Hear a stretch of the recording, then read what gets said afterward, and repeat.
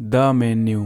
Movie की शुरुआत में हम एक कपल मार्गोट और टाइलर को देखते हैं जो कि एक बोट का इंतजार कर रहे थे क्योंकि वो लोग एक सेलिब्रेटेड शेफ जूलियन स्लाविक के यहाँ जाने वाले थे ताकि उसके डिशेस ट्राई कर सकें। और उसका रेस्टोरेंट एक आइलैंड पर होता है जहाँ कई सारे अमीर लोग आकर उसकी डिशेस टेस्ट करते थे। लेकिन इस बार जूलियन ने खुद उन सबको वहाँ आने के लिए इन्वाइट किया था क्योंकि वो उन्हें अपना कुछ स्पेशल दिखाना चाहता था। मार्गोट और टाइलर देखते हैं कि वहाँ पर उनके अलावा और भी कई सारे लोग हैं जो कि काफी फेमस हैं और वो सभी फूड रिव्यूअर्स हैं जिन्हें देखकर वो हैरान होते हैं। इन्हीं में से एक लिलियन नाम की लेडी होती है जो कि एक फूड क्रिटिक थी और वो अपने साथ अपने एडिटर टेड को भी लेकर आई थी। वहाँ पर एक वेल्दी कपल रिचर्ड और एन भी आए होते हैं। जॉर्ज जो कि मूवी स्टार होता है वो अपनी असिस्टेंट फेलिसिटी के साथ वहाँ पर आया था और 3 बिजनेसमैन पार्टनर भी वहाँ पर आए होते हैं। मार्गोट जब उस बूढ़े कपल रिचर्ड को देखती है तो वो छुप जाती है मानो कि वो उसे पहले से जानती हो। इसके बाद वो सभी एक नाव में जाते हैं जहाँ पर उन्हें एक डिश सर्व की जाती है जिसे खाकर वो सभी खुश हो जाते हैं क्योंकि वो खुद शेफ द्वारा ही बनाई गई थी। उसके बाद वो लोग आइलैंड पर पहुँचते हैं जहाँ शेफ की असिस्टेंट एल्सा उनका स्वागत करती है। जब वो टाइलर को देखती है तो वो समझ जाती है कि मार्गोट उसकी बीवी नहीं है। वो डायरेक्ट उससे पूछती है कि उसकी बीवी यहाँ पर क्यों नहीं आई तो वो इस बारे में कुछ भी नहीं बताता और उससे कहता है कि यही उसकी पार्टनर है। एल्सा मार्गोट को देखकर कहती है कि वो जानती है कि वो उसकी बीवी नहीं है लेकिन कोई बात नहीं, अगर उन्हें रिप्लेसमेंट करना है तो वो करने को तैयार है। उसके बाद उन सबको आगे ले जाया जाता है जहां वो रेस्टोरेंट के पास जा रहे थे और एल्सा उन्हें वहां का टूर देती है और बताती है कि वो लोग वहां पर कैसे रहते हैं। वो उन्हें अपना मीट का स्टोर रूम और सोने की जगह दिखाती है जहाँ शेफ के सारे हेल्पर सोया करते थे। उसके बाद वो उन्हें रेस्टोरेंट की तरफ लेकर जाती है और रास्ते में उन लोगों को शेफ का घर दिखाई देता है। वो लोग उससे पूछते हैं कि आखिर वो क्या है। एलिस उन्हें बताती है कि वो शेफ का घर है और वहाँ पर किसी का जाना अलाउड नहीं है। उनका कोई भी एम्प्लॉय या कस्टमर वहाँ पर नहीं जा सकता।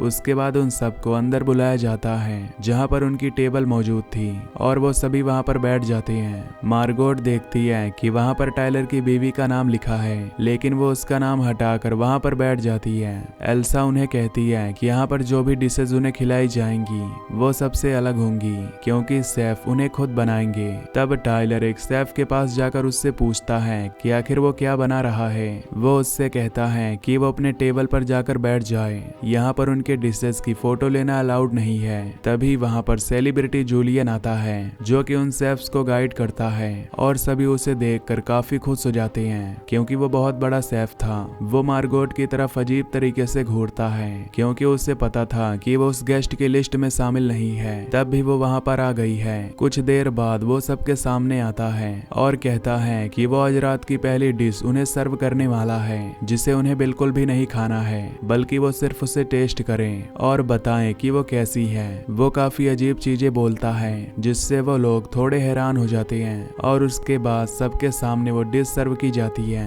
जो कि बहुत ही अनोखी थी और इसे खाते ही वो सब इसके बारे में बात करने लगते हैं और हम देखते हैं कि शेफ बड़ी बारीकी से उन सब की बातें सुन रहा है। उसके बाद वो दूसरी डिश बनवाता है जिसमें ब्रेड होनी चाहिए थी लेकिन आज वो बिना ब्रेड के वो डिश देता है और सबको खाकर उसका स्वाद बताना होता है। सभी लोग सोचते हैं कि आखिर बिना ब्रेड के वो उसे कैसे खाएंगे तो वो उनसे कहता है कि उन लोगों ने खाने को बहुत ही कॉमन बना दिया है, कभी कभी उन्हें अलग चीज ट्राई करनी चाहिए। टाइलर जब उस डिश को खाता है तो उसे काफी पसंद आता है और बाकी सबको भी वो काफी ज्यादा अच्छी लगती है। उधर जो 3 बिजनेस पार्टनर्स होते हैं उनमें से एक एल्सा को बुलाता है और उससे ब्रेड मांगता है तो वो उसे कहती है कि अगर शेफ ने कहा है ब्रेड नहीं देना तो वो ब्रेड नहीं दे सकती। वो उससे कहता है कि वो उसे ढेर सारे पैसे देगा बस वो उसे यहाँ ब्रेड लाकर दे दे तो एल्सा उसे फिर भी इनकार कर देती है। ये सुनकर वो तीनों हैरान होकर सोचते हैं कि आखिर यहाँ पर सब कुछ शेफ की मर्जी से क्यों हो रहा है। इधर शेफ देखता है कि मार्गोट ने कुछ भी नहीं खाया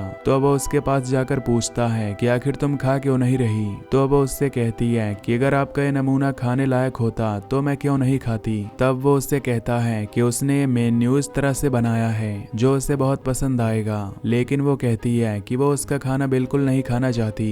इससे शेफ को काफी अजीब लगता है क्योंकि वो चाहता था कि हर कोई वहाँ पर उसका खाना खाए। उसके जाने के बाद मार्गोट रिचर्ड की तरफ देखती है और उसकी बीवी उसे देखते हुए नोटिस कर लेती है और पूछती है कि वो लड़की तुम्हें क्यों देख रही है। रिचर्ड उससे कहता है कि उसे नहीं पता, लेकिन हम जान पाते हैं कि शायद रिचर्ड और मार्गोट के बीच कुछ जरूर है। कुछ देर बाद सैफ उन सबको अपनी माँ से इंट्रोड्यूस करवाता है और कहता है कि वो बहुत ज्यादा दारू पीती है, जिसकी वजह से वो कुछ भी बात नहीं करती। उसके बाद वो उनसे कहता है कि अब उसकी अगली डिश तैयार है, जिसके साथ एक टापो भी था। जब वो उनकी टेबल पर सर्व करता है तो उसके ऊपर कुछ लिखा हुआ था। सब वो देखने लगते हैं। रिचर्ड की वाइफ अपने पति की तस्वीर देखती है, वो भी एक लड़की के साथ, और ये देखकर उसे काफी अजीब लगता है और वो पूछती है कि वो लड़की कौन है। रिचर्ड उससे कहता है कि उसे नहीं पता कि ये कौन है, और हम देखते हैं कि सभी के टापों में कुछ न कुछ बना हुआ था जो कि उनका एक सीक्रेट रिवील कर रहा था। उन सभी को ये बिल्कुल पसंद नहीं आता और वो सैफ पर गुस्सा हो जाते हैं। लेकिन तभी मार्गोट उठकर वहां से बाहर जाने के लिए निकल जाती है। तभी एल्सा उसे रोकती है और पूछती है कि वो कहाँ जा रही है। तो वो कहती है कि मुझे वॉशरूम जाना है। जब मार्गोट वॉशरूम में जाती है तो वो खिड़की खोलकर वहां पर स्मोक करने लगती है और बाहर देखती है कि वहां पर सैफ का असिस्टेंट विंग लेकर खड़ा हुआ है। तभी वॉशरूम में सैफ आ जाता है, जो कि उससे बात करने आया था कि वो उसके डिश ट्राई क्यों नहीं कर रही। तब वो उससे कहती है कि उसका खाने का बिल्कुल मन नहीं है। तो सैफ उससे कहता है कि वो अपनी असली आइडेंटिटी बताए। तो वो कहती है कि उसका नाम मार्गोट है और उसके अलावा कुछ भी नहीं। लेकिन अब सैफ उसकी बात पर बिल्कुल भी यकीन नहीं करता और कहता है कि वो पता लगा कर रहेगा कि आखिर वो कौन है। उसके बाद उन्हें अगली डिश के बारे में बताया जाता है, जो कि उसके असिस्टेंट सैफ ने बनाई थी। और उससे पहले वो वहां पर एक पर्दा बिछाते हैं और उसके ऊपर असिस्टेंट आगे खड़ा हो जाता है, जो कि अपने आप को गोली मार लेता है, क्योंकि उसका मानना था कि उसकी डिश बहुत ही अनोखी है और उसके अलावा उसे कोई भी नहीं बना सकता। अपने सामने ये देखकर सभी लोग घबरा जाते हैं और सैफ से पूछते हैं कि आखिर वो यहाँ पर कर क्या रहा है। तब वो उससे कहता है कि वो लोग बिल्कुल भी चिंता ना करें, ये पार्ट ऑफ द शो है। उसके बाद उन्हें वो सैफ की डिश सर्व की जाती है और वो लोग उसे खाते हैं। लेकिन अब सब यहाँ से तुरंत चले जाना चाहते हैं। रिचर्ड तुरंत उठकर अपनी वाइफ से कहता है कि उन्हें यहाँ से चलना चाहिए, और जब वो वहाँ से जाने वाला होता है तो एल्सा अपने आदमी के साथ उसे रोक लेती है और रिचर्ड के साथ जबरदस्ती करके वो उसकी एक उंगली काट देती है, जिसे देखकर सभी लोग हैरान हो जाते हैं और उन्हें पता चलता है कि अगर वो यहाँ से जाने की कोशिश करेंगे तो वो लोग उन्हें मार डालेंगे। कुछ देर बाद मार्गोट सैफ के पास जाती है और उससे पूछती है कि वो यहाँ पर करना क्या चाहता है। तो सैफ उससे कहता है कि वो अपनी असली आइडेंटिटी बता दे, वो उसे सारी बात बता देगा। तब वो उसे कहती है कि उसका नाम मार्गोट है। तो सैफ उससे कहता है कि वो मार्गोट नहीं हो सकती और वो यहाँ पर उसकी गेस्ट लिस्ट में नहीं थी, बल्कि उसका नाम डाला गया है। उसकी जगह किसी और को आना था। वो पार्ट ऑफ द प्लान नहीं है और उसकी वजह से ये प्लान बदलना पड़ रहा है। वो उससे भी कहता है कि आज यहाँ पर मौजूद सभी लोग मारे जाएंगे और वो यहाँ पर अगर आई है तो वो भी मारी जाएगी। बस उसको ही फैसला करना है कि वो उनके साथ मरना पसंद करेगी या कस्टमर के साथ मरना।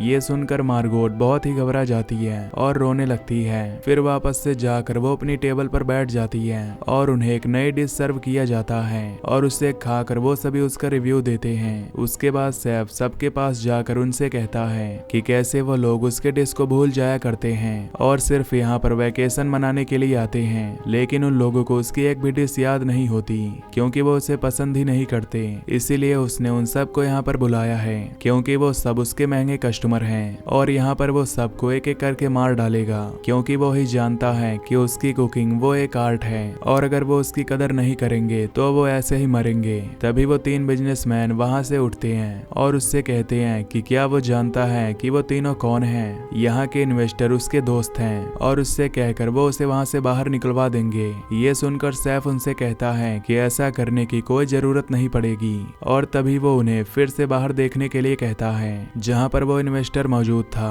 वो लोग उसके पीछे पंख लगा देते हैं और नदी में डुबा कर उसे जान से मार डालते हैं। ये देखकर वो सभी काफी हैरान हो जाते हैं। वो सभी समझ गए थे कि ये बहुत ही खतरनाक आदमी है जो उन्हें मारने ही वाला है। कुछ देर बाद मार्गोट सैफ के ऑफिस में जाती है उससे मिलने के लिए और उसे कहती है कि वो बिल्कुल सही है, उसका नाम मार्गोट नहीं है और वो यहाँ पर बिल्कुल नहीं होनी चाहिए थी। तब वो उससे पूछता है कि वो किसके साथ मरना पसंद करेगी, उनके साथ या कस्टमर के साथ। तो वो कहती है कि उसे और सोचने का वक्त चाहिए और फिलहाल वो कस्टमर के साथ है। उसके इसके बाद सैफ उन्हें बाहर लेकर जाता है जहां वो उन्हें अपने असिस्टेंट से मिलवाता है जो कि अगली डिश सर्व करने वाली थी। वो सबसे कहता है कि वो उन्हें यहाँ से भागने का एक मौका दे रहा है और वो सभी मैन्स अपने आप को छुपा लें और अगर उनके एम्प्लॉयज उन्हें पकड़ लेंगे तो उन्हें दोबारा वापस आना पड़ेगा। ये देखकर सभी लोग बाहर भाग जाते हैं और छुप जाते हैं और उसके एम्प्लॉयज उन्हें ढूंढने लगते हैं। इधर सारी लेडीज अंदर जाती हैं जहां वो सैफ उन्हें अपने डिश टेस्ट करवाती है